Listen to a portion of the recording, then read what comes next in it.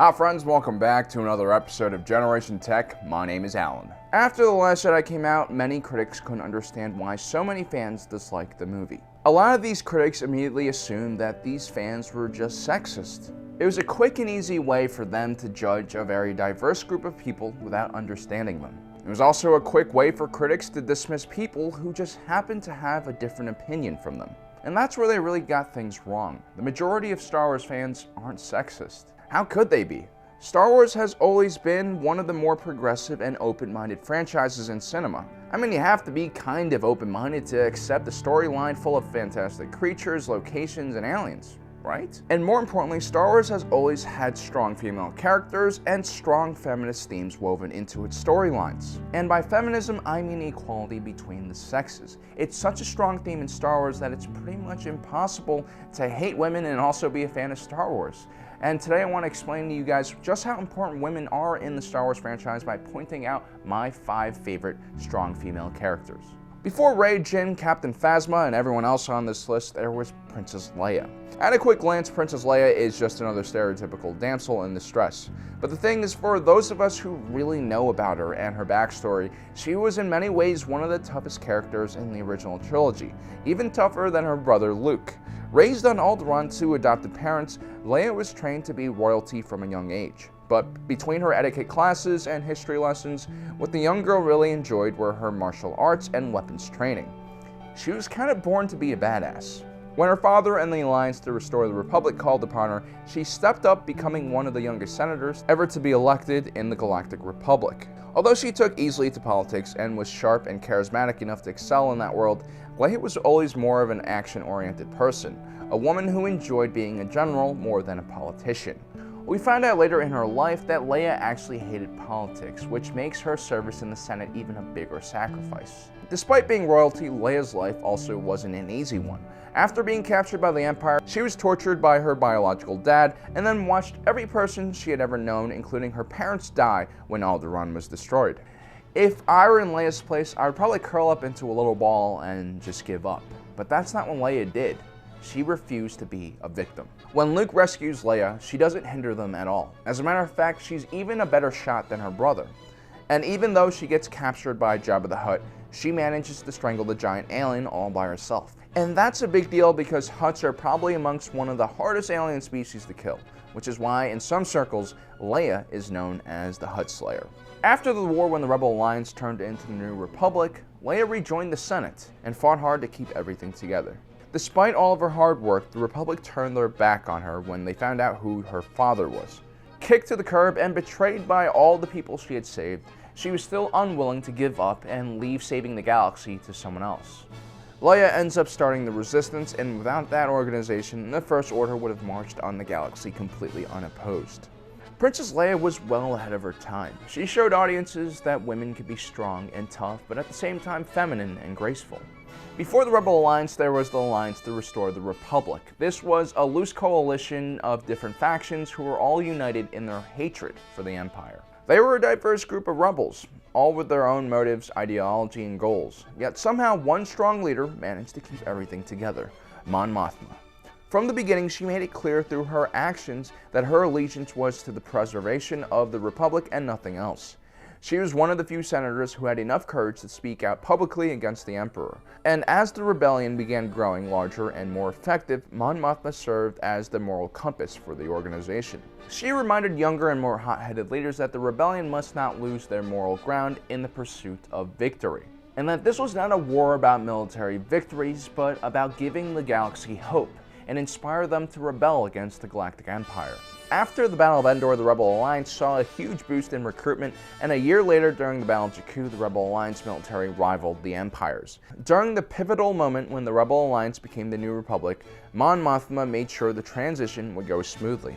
With her leadership, the Republic began the process of demilitarization and increasing funding for local defense forces. And perhaps the most courageous thing she did was peacefully give up her emergency wartime powers and allow democratic elections to continue.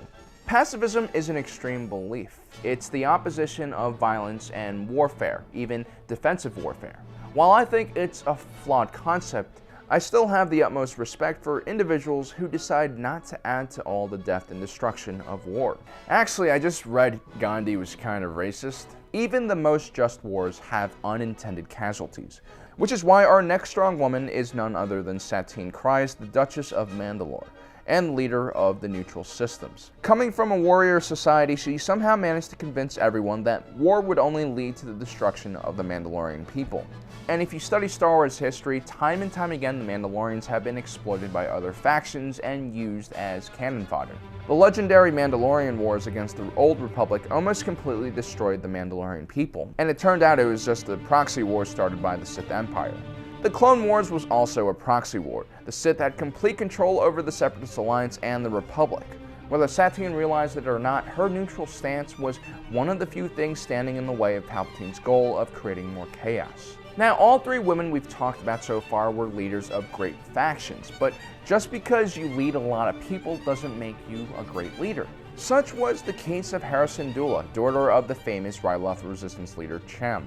In many ways, Hera surpassed her own father. She made her fight not just about the Twilight people, but about all oppressed people in the galaxy. Unlike her father, she kept sight of larger goals and led the Spectres to do great things that help affect the entire galaxy in a positive way. She even helped 2 Lost Jedi and gave them support in her own way. On top of that, Hera Syndulla was one of the most talented pilots in the entire rebellion. The last individual on our list was taken from her parents when she was just a small child and pressed into military service.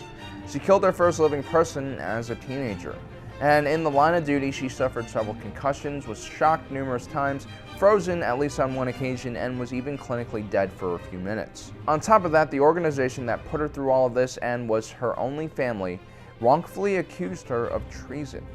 Despite her extremely messed up childhood and upbringing, Ahsoka Tano turned out just fine. She even managed to miss Order 66. She's perhaps one of the most resilient characters in all of Star Wars. It's almost cartoonish how much physical and emotional damage she can take.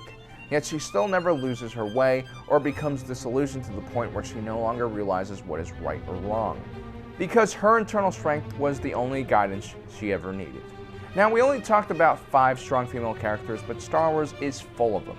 There's individuals like Rey Sloane, the Imperial officer who tried to hold the Empire together after Endor, or Jaina Solo, a legendary hero who fought against the Yuzhang Vong.